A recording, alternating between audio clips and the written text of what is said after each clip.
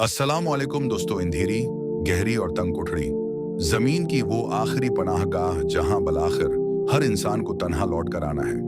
दुनिया की रौनकें, दोस्तों की महफिलें, रिश्तेदारों के दिलासे और माल व दौलत की चमक दमक सब पीछे छूट चुकी है। अब सिर्फ एक अंधेरा है जो इंसान को अपने हिसार में ले चुका है। मट्टी की भारी दीवारें हैं जो हर तरफ से घेर रही हैं। ये जिंदगी का वो मोड़ है जहां से वापसी का कोई रास्ता नहीं और न ही कोई दूसरा साथी मौजूद है। यहाँ की तन्हाई इतनी गहरी है कि इंसान को अपनी ही सांसों की आवाज भी सुनाई नहीं देती, क्योंकि अब वो सांसें भी रख चुकी हैं। जब इंसान को मनो मिट्टी के नीचे दबाकर उसके करीबी तरीन लोग, उसके अपने सोगे भाई, उसके बच्चे और उसके अजीज दोस्त वापस मरते हैं, तो उनके जूतों की आहट दूर होती चली जाती है। वो आहट जैसे जैसे मुदहम होती है, इंसान पर यह हकीकत पूरी तरह वाज़ेह हो जाती है कि अब वो वाकई ही अकेला रह गया है। वो रिश्तेदार जो कल तक एक मिनट के लिए भी अकेला नहीं छोड़ते थे, आज उसे इस तारीख गड्ढे में तन्हा छोड़कर अपने अपने घरों को लौट चुके हैं। उनकी दुनिया का सफर दोबारा शुरू हो जाता है, लेकिन इस मट्टी के नीचे दबे हुए इंसान का एक बिल्कुल नया और अनोखा सफर शुरू होने वाला होता है। इसी लम्हे जब दुनिया की आखिरी आवाज भी खत्म हो जाती है, कब्र के अंदर एक अजीब सी सनसनाहट और भारीपन का एहसास जागता है। इंसान अपनी आंखें खोलने की कोशिश करता है, लेकिन वहां ऐसा अंधेरा होता है जिसे लफ्जों में बयान करना मुमकिन नहीं होता। ये वो अंधेरा नहीं है जो दुनिया में रात के वक्त होता है, बल्कि ये वो अंधेरा है जो रूह को कपकपा देता है। उसी हौलनाक खामोशी को चीरती हुई दो ऐसी हस्तियों की आमद होती है जिनकी शक्लें और जिनका रोब इंसान ने जिंदगी में कभी नहीं देखा होता। उनका रंग गहरा नीला और काला होता है और उनकी आंखें जलती हुई आग के अंगारों की तरह चमक रही होती हैं। उनके चेहरों पर कोई रहम का असर नहीं होता और उनकी आवाज की गर्ज ऐसी होती है जैसे बादलों के गरजने की खौफनाक कड़क हो। ये मुनकर और नकीर हैं। वो इस मर्दे को उठाकर बैठाते हैं। अब इस मट्टी की तंग दीवारों के अंदर, जहां सर उठाने की भी जगह नहीं होती, वो इंसान एक अजीब व गरीब कैफियत में बैठ जाता है। इस पर एक ऐसी हैबत तारी होती है कि अगर वो दुनिया में होता तो उसका दिल खौफ से फट जाता। वो दोनों फरिश्ते उसके सामने खड़े होते हैं और उनके हथौड़े इतने भारी होते हैं कि अगर वो दुनिया के किसी पहाड़ पर मार दिए जाएं तो वो पहाड़ रेजा रेजा होकर मट्टी में मिल जाए। वो फरिश्ते बगैर किसी तमहीद के इंतहाई सख्त और गरजदार आवाज में उससे पहला सवाल करते हैं कि तेरा रब कौन है। ये सवाल बज़ाहिर बहुत सीधा और आसान लगता है, लेकिन उसका जवाब जबान के रटने से नहीं निकलता। दुनिया में तो इंसान किसी भी जबान में कोई भी लफ्ज बोल सकता था, झूठ बोल सकता था, मुनाफिकत कर सकता था, लेकिन यहाँ जबान का कंट्रोल इंसान के अपने हाथ में नहीं होता। यहाँ जबान सिर्फ वही बोलती है जो इंसान के दिल के अंदर रचा बसा होता है, जो उसके ऐमाल का खलासा होता है। जिस इंसान ने दुनिया में अपने रब को पहचाना, उसकी बंदगी की, उसके अहकामात के सामने अपना सिर झुकाया, उसकी जबान से बगैर किसी झिझक और खौफ के निकलता है कि मेरा रब अल्लाह है। लेकिन जिसने जिंदगी अपनी मर्जी से गुजारी, फराइज को पसे पश्त डाला और दुनिया की मोहब्बत में अंधा रहा, वो उस होलनाक आवाज को सुनकर दंग रह जाता है और उसकी जबान लड़खड़ा जाती है। वो सिर्फ इतना कह पाता है कि हाय अफसोस, मुझे कुछ मालूम नहीं। उसके बाद वो फरिश्ते दूसरा सवाल करते हैं कि तेरा दीन क्या है। ये सवाल उस तर्ज जिंदगी के बारे में होता है जो इंसान ने जमीन पर गुजारा होता है। क्या उसने इस्लाम के बताए हुए उसूलों के मुताबिक जिंदगी गुजारी? क्या उसकी कमाई हलाल थी? क्या उसके अखलाक अच्छे थे? क्या उसने दूसरों के हुकूक अदा किए?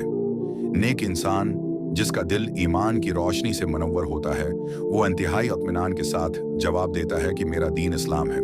उसका ये जवाब सुनकर कब्र की फजा में एक हल्की सी नरमी पैदा होने लगती है।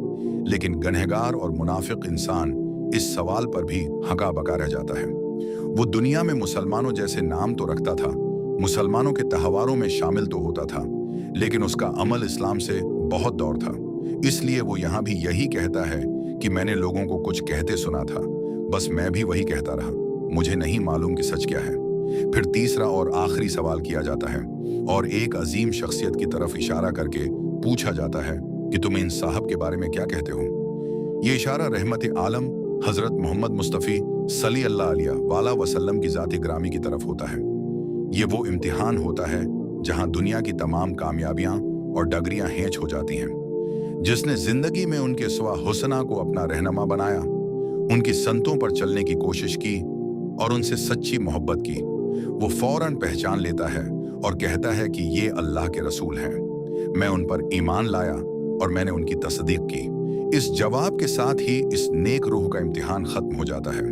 लेकिन दूसरी तरफ वो शख्स जिसने नबी करीम की तालीमात को कभी संजीदगी से नहीं लिया, जिसने उनके तरीके को छोड़कर दुनिया के फैशन और दुनिया के लोगों की पैरवी की, वो तड़प उठता है और कहता है कि मैं उन्हें नहीं जानता। जब ये तीनों सवालात मुकम्मल हो जाते हैं तो कब्र के अंदर का मंजर बिल्कुल बदल जाता है। अगर मरने वाला नेक और साले हो तो आसमान से एक पुकारने वाले की आवाज गूंजती है कि मेरे बंदे ने सच कहा, उसके लिए जन्नत का बछौना बछा दो, इसे जन्नत के लिबास पहना दो और उसकी कब्र में जन्नत की तरफ एक दरवाजा खोल दो। जैसे ही वो दरवाजा खुलता है, जन्नत की ठंडी मौतर और दलक्श हवाएं इस तंग कोठड़ी में दाखिल होने लगती हैं। वो खुशबू इतनी लाजवाब होती है कि इंसान दुनिया के तमाम दुख और मौत की सख्तियां एक पल में भूल जाता है। उसकी कब्र को जहां तक उसकी नजर जाती है वहां तक वसिया कर दिया जाता है और उसमें एक ऐसी रोशनी फैल जाती है जो चांद और सूरज की रोशनी से भी ज्यादा प्रसकून होती है। फिर उससे कहा जाता है कि तुम अब इस तरह आराम से सो जाओ जैसे कोई नई नवीली दुल्हन सोती है, जिसे उसके घर वालों में से सबसे प्यारा इंसान ही बीदार करता है। वो रूह वहां इंतहाई चैन और अमन के साथ क़यामत के दिन का इंतजार करने लगती है। लेकिन उसके बराकस अगर मरने वाला गनहगार काफिर या मुनाफिक हो तो सवालात के गलत जवाबात के बाद फजा यकसर होलनाक हो जाती है। आसमान से एक आवाज आती है कि उसने झूठ कहा, उसके लिए आग का बछौना बछा दो और उसकी कब्र में जहन्नम की तरफ एक दरवाजा खोल दो। जैसे ही वो दरवाजा खुलता है, जहन्नम की झलसा देने वाली गर्मी और जहरीली हवाएं उसकी कब्र में भर जाती हैं। मिट्टी को हुक्म दिया जाता है कि इस पर तंग हो जाओ। जमीन इतनी सख्ती से उसे भींचती है कि उसकी एक तरफ की पसलियां टूटकर दूसरी तरफ निकल जाती हैं। दर्द की एक ऐसी लहर दौड़ती है जिसका दुनिया में कोई तसव्वुर भी नहीं किया जा सकता।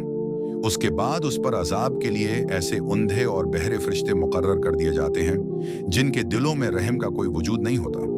वो अपने भारी हथौड़ों से उस पर ज़रबें लगाना शुरू करते हैं। जब एक हथौड़ा उस पर पड़ता है तो वो इंसान इतनी जोर से चीखता है कि उसकी आवाज को इंसानों और जन्नात के अलावा कायनात की हर मखलूक सुनती है। उसकी चीखों में इतनी तड़प होती है कि अगर कोई जिंदा इंसान उसे सुन ले तो वो खौफ से मर जाए।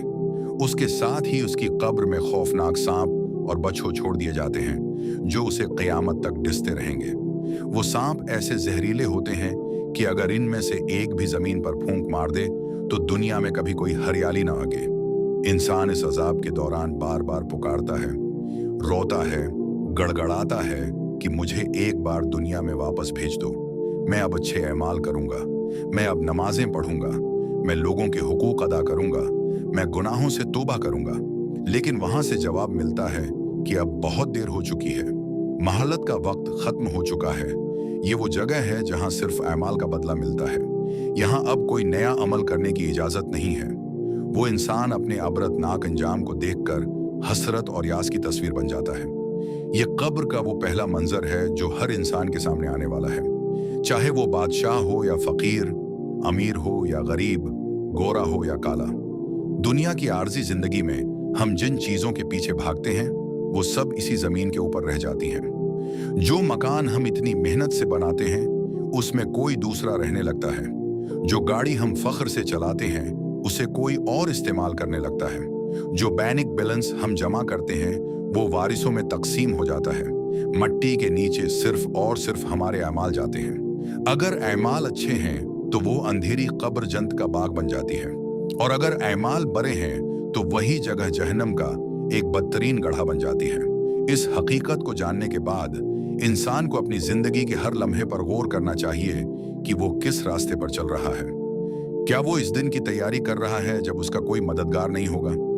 क्या वो उन 3 सवालात के जवाबात तैयार कर रहा है जो हर हाल में पूछे जाने हैं? ये इस करपट हमें याद दिलाता है कि मौत का वक्त मुकर्रर है और वो किसी भी वक्त आ सकती है। अक्लमंद इंसान वही है जो इस खामोश और तारीक घर में जाने से पहले वहां के लिए रोशनी का इंतजाम कर ले, ताकि जब वो पहली रात वहां गुजारे तो वो खौफ की नहीं बल्कि अमन और सुकून की रात हो।